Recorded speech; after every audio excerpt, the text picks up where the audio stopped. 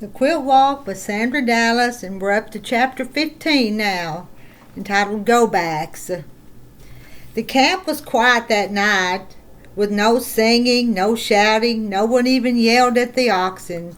The children, too, seemed to be quieter than usual. Joey wouldn't have cared about noise because he hadn't awakened.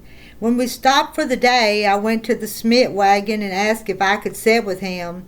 Mrs. Smith had stopped crying and was sitting beside her son, stone-faced. She didn't say a word, but handed me a bowl of water and a square of cloth she had used to wipe Joey's brow. Then she climbed out of the wagon. "Hi, Joey. It's me, Emmy Blue and Barebones," I said. My dog had climbed into the wagon and laid down near Joey. Joey moaned and muttered words that I didn't understand.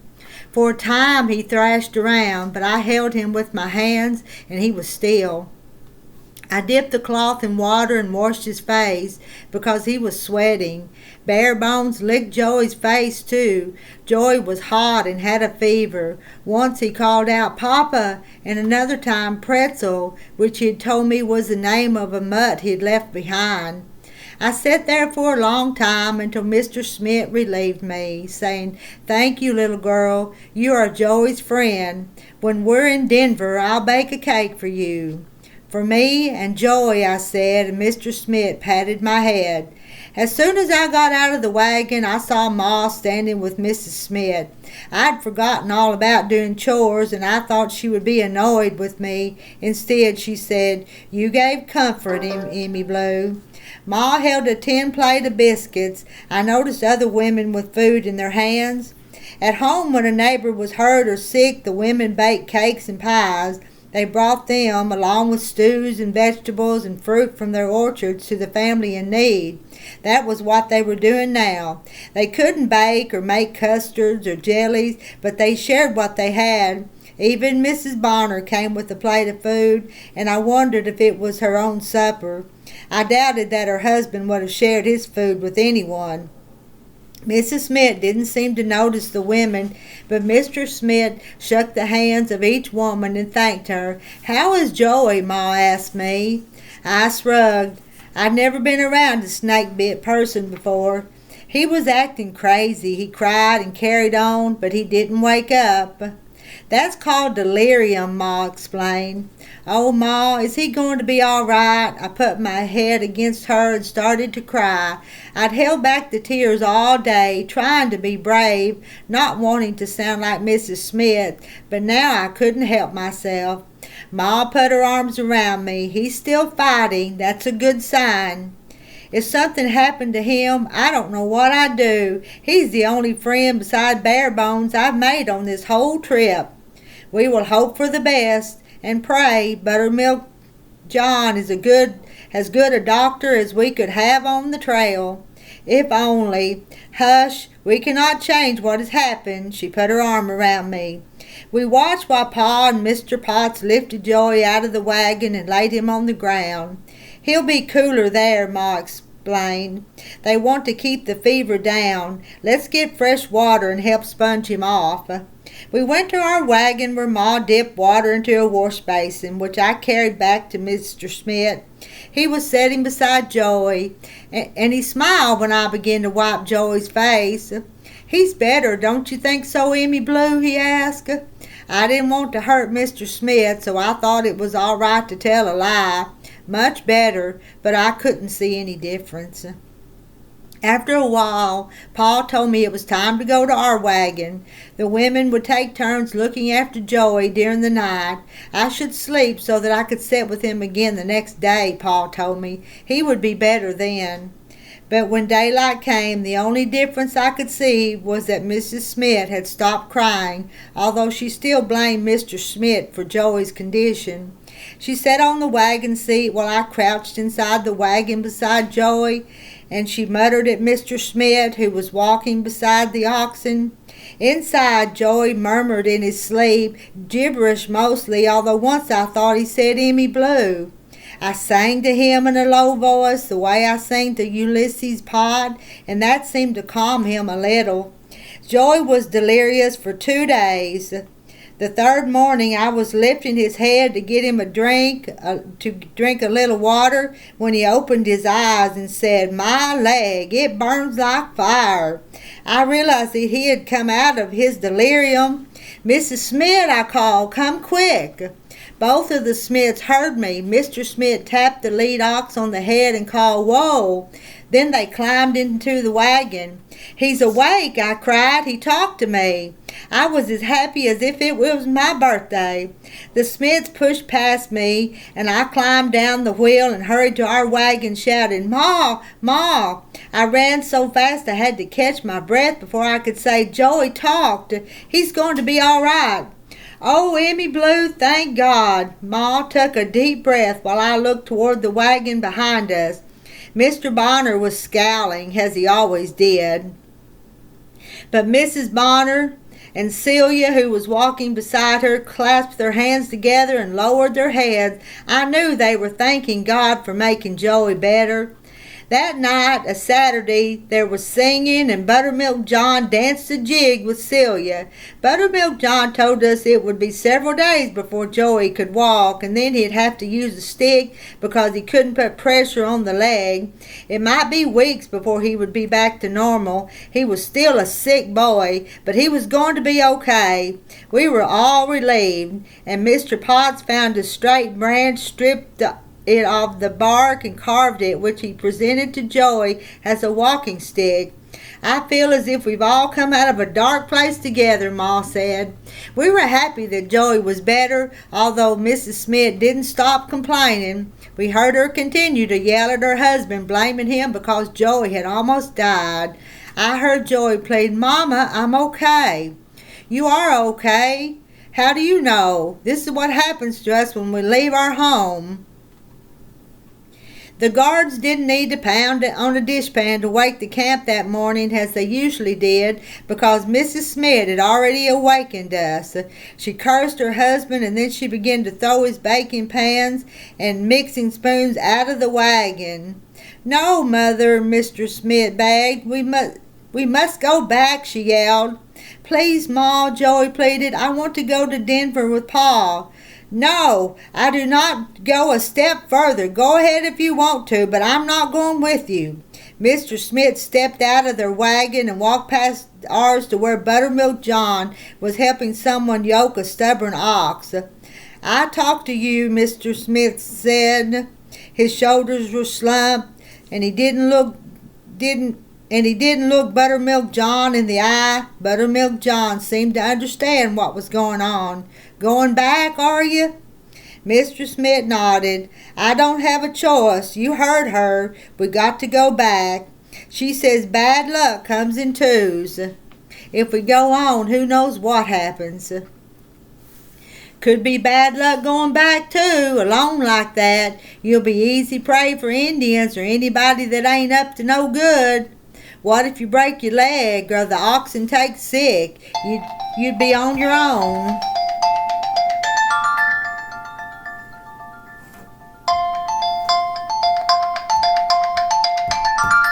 A second. Can't get it to go off. Sorry about that. Where am I at?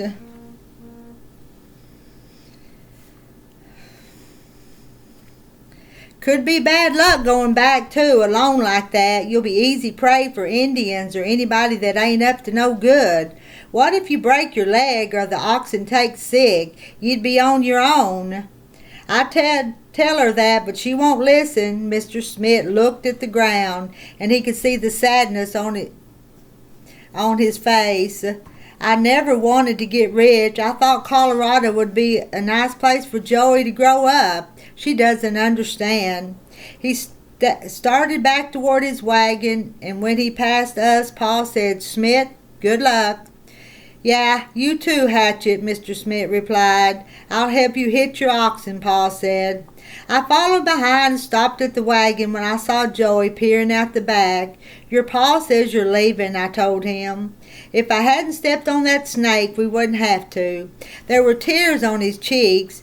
I didn't know if they were there because he was in pain or if he was disappointed about turning back. "Darn snake," he said. "I'll miss you," I said, feeling shy. "Me too." He turned and reached into a pocket in the wagon cover. "I got something for you." He held out his hand. Inside was a rock that was the color of a pigeon's egg. When he spotted it, we thought it was a snake egg. I'd wanted it, but Joe had seen it first, so it was his. "That's your egg rock," I said. "It's your favorite thing." "Take it for good luck," Joey said. Besides, I want something of mine to get to Denver. I want you to remember me. To remember me as something besides a go-back." I took the rock, feeling sorry I didn't have anything to give him in return. But as I put the treasure into my pocket, I felt something and pulled out the quilt square I had finished the day before Joey was bitten. I hadn't worked on my piecing since then and forgotten it was in my pocket. It was wadded up, and I ironed it between my hands. "Here," I held it out. "Your quilt square? How can you make a quilt without it?" I shrugged. "I don't care. I want you to remember me too."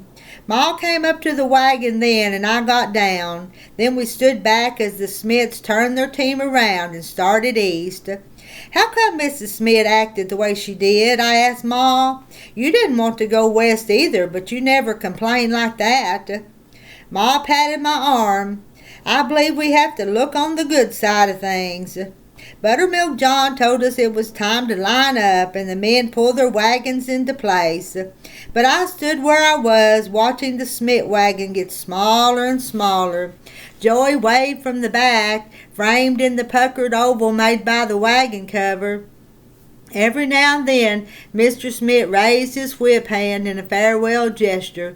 Mrs. Smith never turned around, I noticed. I watched them until I couldn't see them any more. Then I turned and hurried to catch up with our wagon. "Does bad luck really come in twos?" I asked Pa as the two of us walked beside the oxen. "That's what Mrs. Smith thinks. Maybe the Indians will get them." "I doubt there's an Indian on the prairie who'd want to get between Mrs. Smith and her tongue," Paul said with a chuckle. Then he said, "Maybe if she complained less, her luck would improve. Luck is what you make it." I pondered that as we walked and decided that Paul might be right, but later I wondered if maybe the wagon train, not the Smiths, had bad luck. Mr. Potts had always been careful with his rifle, putting it out of reach of Honor and Bert. As young as they were, the two of them knew they'd be punished if they touched it. Mr. Potts carried the gun carefully, pointing it at the ground, aiming the barrel away when he set it down. He kept it loaded all the time. If a snake or a mad dog was about to strike, or if Indians attacked, a rifle wasn't much good if it wasn't loaded. So the accident didn't make any sense. Mr. Potts might have been spooked by a dog or the sudden movement of an ox. All we know was something caused the gun to go off. It wasn't unusual to hear a shot far off, but it was in the middle of the day, and we had just stopped for the nooning. The shot had come from the camp. I thought somebody must have aimed at a snake, because after Joey was bitten, everybody was worried about rattlers. We turned in the direction of the Potts wagon, but didn't see anything at first. Then we heard Celia scream and saw her husband fall to the ground. "Help! Jimmy's been shot!" she called. Paul rushed to the Potts wagon with Ma and me close behind him. By the time we arrived, others were already there.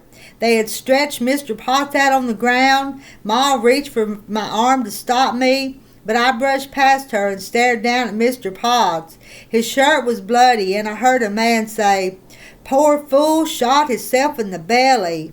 "Is it bad?" someone asked. Gut shot is as bad as it gets. Ma reached for my arm again and tried to pull me away, but Pa stopped her. "Emmy Blue's old enough to see what a gun can do," he said. I wasn't sure that was true, but I couldn't keep myself from looking. Ma held me tight as we watched Buttermilk John kneel down and try to stop the bleeding with a wadded up shirt. He shook his head and stood up. "Nothing this child can do. I'm sorry, missus." Celia knelt beside her husband. "Jimmy, oh please wake up, Jimmy," she cried. He moved his hand a little, and she grasped it. Then he turned his head to the side, and I could see him take one deep breath. It was his last. It happened so fast I was too surprised to cry. One minute Mr. Potts was standing by his wagon, and the next he was gone. "It's over," Ma said, kneeling beside Celia, and then Ma helped her to stand. "But Jimmy," Celia said. "The men will take care of him. We will plan a service." Celia tried to pull away, but Ma held her. "You must tell me Jimmy's favorite hymn," she said gently, "and you must paint a marker for him. Paint it with your roses on it." I was in a daze, but I knew I had to do something. I went to the Potts wagon to get the children. Aunt Catherine and I took Ulysses along with Honor and Bert to our wagon to play. Pa and Uncle Will and some of the other men went to find shovels to dig a grave. Buttermilk John said we'd stop for the rest of the day, and everyone agreed, even Mr. Bonner. Late in the afternoon we laid Mr. Potts to rest. He was put in the grave wrapped just in a quilt, because there was no extra wood to make a coffin. We sang, "A mighty fortress is our God, and O God, our help in ages past," while one man played the pump organ and another a fiddle. Then Uncle Will read from the Bible. Mrs. Bonner gave a prayer. Ma tried to lead Celia away as the men covered up her husband's body with dirt, but she insisted on staying. When the men were finished, they collected rocks and laid them on top of the grave to keep the wolves from digging it up. Then Celia placed a marker on the grave between two large rocks. She had made the marker from her breadboard and decorated it with roses. Across the top she had painted, "James Potts, 1837 to 1864. Beloved husband and father, goodbye, Jimmy, we'll meet in heaven."